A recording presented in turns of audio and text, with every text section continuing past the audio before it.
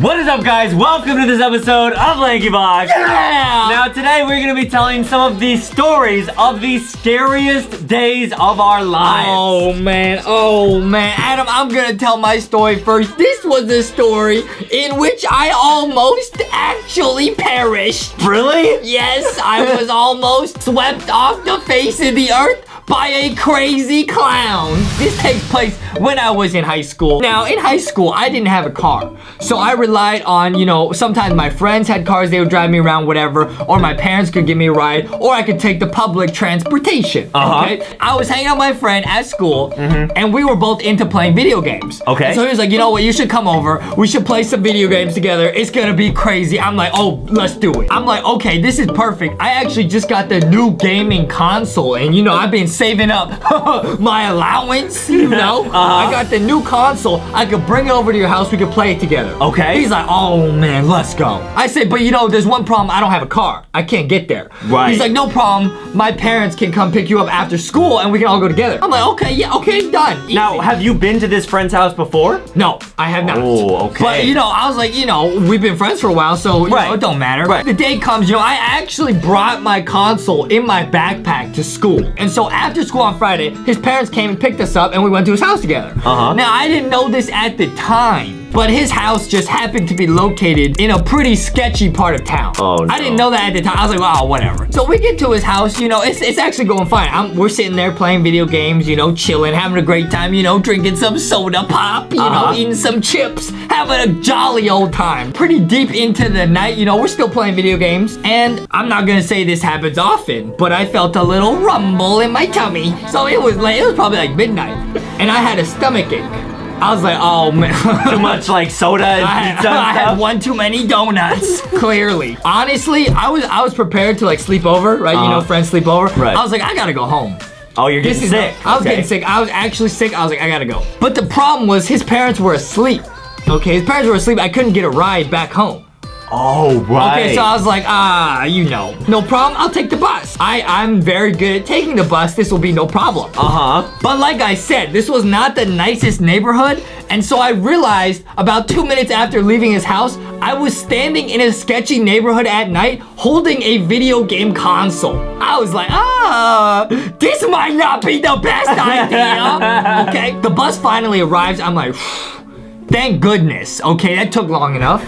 I get on the bus, I pay my change, and I go sit in the back. And I sit down with my little game console. Okay, no so problem. far this sounds pretty good. Except, no. After I get on the bus, one other person gets on the bus with me. Only one. And this guy literally looked like a crazy clown. I don't understand why to this day. He had like eye makeup on. Like his hair was like normal, but it was like very thin. It was like wispy, you know what I mean? It was literally like an empty bus, except for me. And he walked all the way and like sat basically like 2 seats away from me. So I'm starting to panic a little bit. I said, The doors closed, right? We start moving. And the guy just turns over and looks at me. I'm very confused. I don't like it. I get uncomfortable. And what do I do when I get uncomfortable, Adam? You sweat? No, usually I try to get a snack, but I couldn't eat anything. All right. So I start to panic because I don't know where I'm at. I'm holding a game console. This guy is staring at me. There's no one else. He looks like a clown and I got no food. So, what do? I make one of the worst decisions of my life and I yank the bus line. I'm like, I'm getting off at the next stop. Oh, no. I didn't even wait to get home. Now, I was thinking in the back of my mind, it's whatever. That was weird. Just a weird bus ride. I'll just walk home. It's no problem. The guy was maybe dressed up for a YouTube video. You don't know. Yeah. Okay. So I get off and I start walking. Then I realize this guy also got off the bus at the same time. No. So I'm trying to do that thing where you walk really fast, but you're not trying to look like you're running. Right. Because I was like, if I start running, this guy's gonna run after me. Like, and your stomach is just gonna explode. There's too many donuts. I'm thinking, like, what do I do? Because this guy's straight up following me. And to make matters worse, I did not have a cell phone at this time. So I'm like, is this the end of Justy Chromie as we know it? I use all of my remaining IQ brain power. I realize I need to find a store that's open late at night and go inside the store. I find a convenience store that's open 24 hours a day and I walk there. The parking lot is empty. I look around and the clown is suddenly gone. I am very confused, but then there's one car parked in the parking lot. And the door opens and this bald guy gets out and starts walking towards me. Wait, was it the clown? It was not the clown.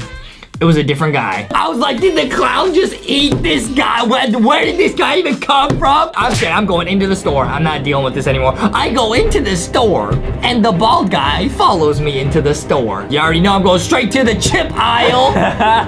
Trying to hide in some Lay's, okay? Trying to mind my own business. This guy comes up to me and taps me on the shoulder. At this point, I'm pretty shook. I'm like, what is happening? I said, this might be it, Adam. Justy might have perished on this day. He starts to reach into his coat pocket and he pulls out a badge and says, hello, I'm Officer Kennedy. He was a police officer? He was an undercover police officer patrolling the parking lot at night. So he was wearing regular clothing and he says, where did you get this game console? He thought I stole the game console. I explained the entire story to him, the clown. At this point, though, I realized how crazy I must sound because the clown was not there. He was like, what is this kid talking about? I told him the whole story and then I made it home safely.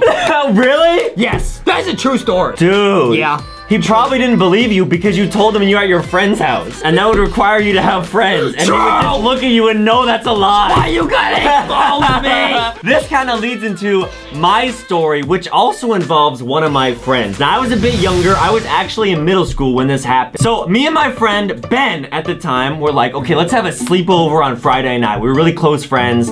Now, I was like, okay, come over to my place. We can like play video games. We can hang out. We can sleep over. It's gonna be really fun. So to set this story up, basically my house is like a normal house, right? But in the backyard, we have a fence, and outside of the fence, there's a big forest. Okay. So I was like, Ben, think of how like cool and brave we would look if we went into the haunted forest at night and we could like tell all our friends about it. He was like, okay, cool. So I'm like, okay, at 3 a.m. at night, when my parents are asleep, we're gonna sneak out and go into the forest. 3 a.m.? Yeah, because I don't want my parents knowing or like hearing that I was like leaving the house. So we stayed up playing video games till like 3 a.m. We're like, okay, dude, like it's really late. Like let's like go. Like this is our chance. We go into my backyard, we open the fence, and we see this massive dark forest. Oh man. Just pitch black. So I turn on my flashlight and I could see like maybe like 5 feet in front of me. And we're like, okay, like I guess this is it. Let's just go. This is still a good idea. Yeah, so we like slowly start walking forward. And like you could definitely hear, like it was probably like false. You could hear like the crumpling of leaves as we stepped on them. So I'm like leading the way with the flashlight. I'm like looking, kind of scanning across, making sure like we don't like trip over any like fallen trees or whatever.